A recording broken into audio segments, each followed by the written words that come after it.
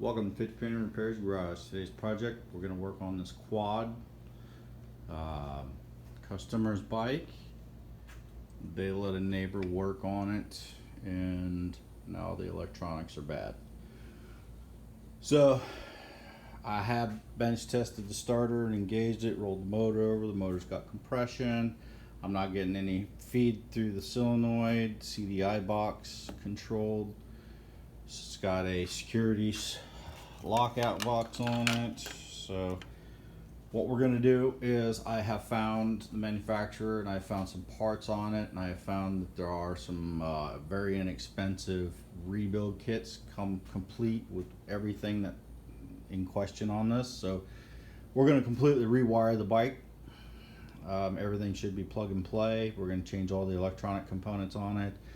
And fix the key ignition switch is where the initial problem is or was, and I believe the individual who worked on it just shorted out a bunch of other stuff, and so the CDI is probably bad, the relay's bad, ground's bad. So coil, I'm not even sure if all the wiring's hooked up correct because I'm having trouble finding wiring and none of the wire colors match. So I've just tried to find a basic, and I have found one, but it depends on the manufacturer of the new wiring harness that I put on it, and hopefully they'll come with a diagram or everything's already connected on it. So that's where we're at with the bike. We're going to go ahead and replace the carburetor, clean the fuel tank out because it's full of rust and sediment, put a new air filter on it. We'll probably change the oil in the machine, but first off we're going to, hopefully we can get this thing fired up. We've got a brand new battery sitting over there. She's being charged.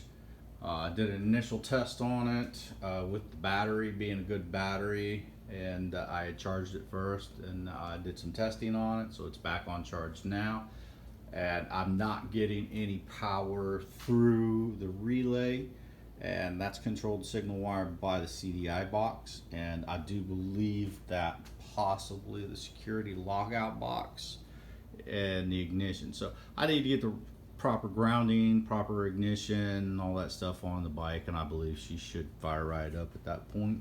The motor's got compression. I've rolled it over manually, and I manually engaged the starter on it, so it's rolled over just fine.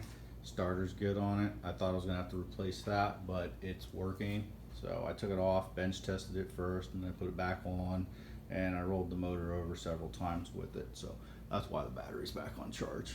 So relay bare minimum's bad.